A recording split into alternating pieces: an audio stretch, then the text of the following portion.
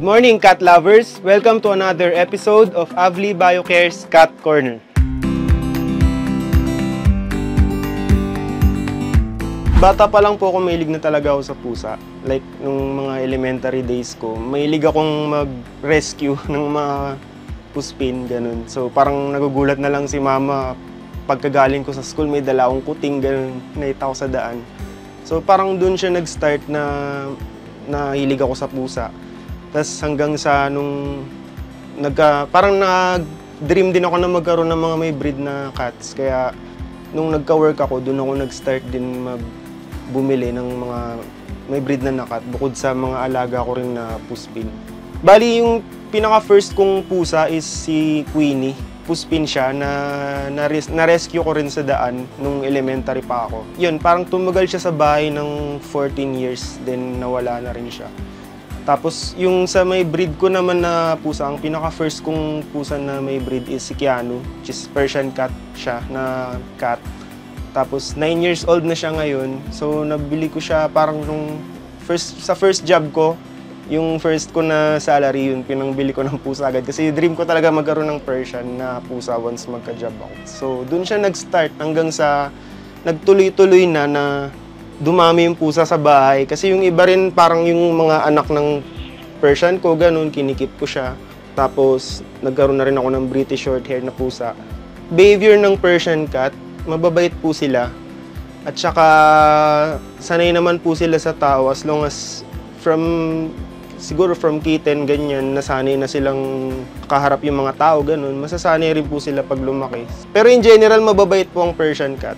Once kasi magkaroon ka ng pet, lifetime commitment siya eh. So, dapat ready ka sa, like yung vet bills, ganyan, if magkasakit. So, dapat lagi po kayong merong extrang savings para in case magkaroon ng sakit yung pet mo, pwede mapapagamot nyo po sila. Tapos bukod pa rin yung monthly expenses sa food, yung mga supplies nila, like yung sa grooming, ganun. Ganun po, parang once po na magkaroon ka kasi ng pet, parang tao na rin po yun eh, parang anak mo na rin. So, lahat talaga kailangan buhos yung pagmamahal sa kanila.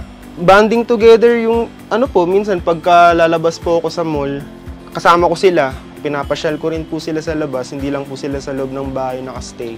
Tapos, yun, pagka meron namang, nilalaro ko rin sila paminsan-minsan, meron akong mga feather stick na panglibang, ganun.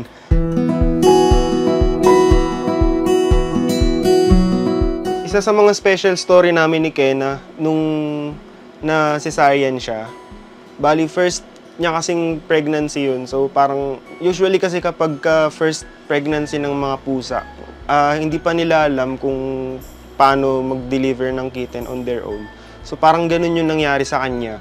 Tumagal yung laboring niya ng 12 hours. Tas ako rin, first time kong magkaroon ng kitten that time. So wala pa akong idea na hindi pala siya dapat pinapatagal ng ganun. Hanggang sa nasugod po siya sa hospital, na cesarean siya and all. Tapos bukod sa, syempre yung gastos, malaki yung gastos dun. Yung time pa na iaalat mo sa mga kitten, kasi nung time na yun is once kasi masisaryan ng cat, hindi po sila pwede agad magpadede kasi meron pang tahi. So ako po yung nagbe-breastfeed ng mga kuting, nagsisiringe po ako ng milk sa kanila. Every 2 hours po yun. 4 days din to 5 days na ganun, hanggang sa fully healed na yung wound niya nung siya na yung nagpapadede. Yun yung isa sa mga memorable ko na experience kay Kena kasi mas naging strong yung bond namin. Tsaka yun yung parang way kaya mas marami akong natutunan sa pag-aalaga ng kittens kasi nag-research lang ako on my own kung paano ko sila masusurvive. So, parang yun nga, talagang yung experience din yung magtuturo sa'yo. Para sa mga gustong mag-alaga ng pusa gaya ko, yung mga magsa-start pa lang, syempre kailangan nyo po munang i-consider yung thought na it's a lifetime commitment. So, kailangan ready po kayong alagaan sila ng 8 to 10 years, minsan mas matagal pa ron eh. So, yun, ganun katagal yung commitment na dapat na ilalaan natin sa kanila. Tsaka ituring natin silang parang anak, parang tao, kasi yung mga needs nila hindi rin po biro, magmula sa health needs, sa mga supplies nila, sa pang-araw-araw po nilang pangangailangan.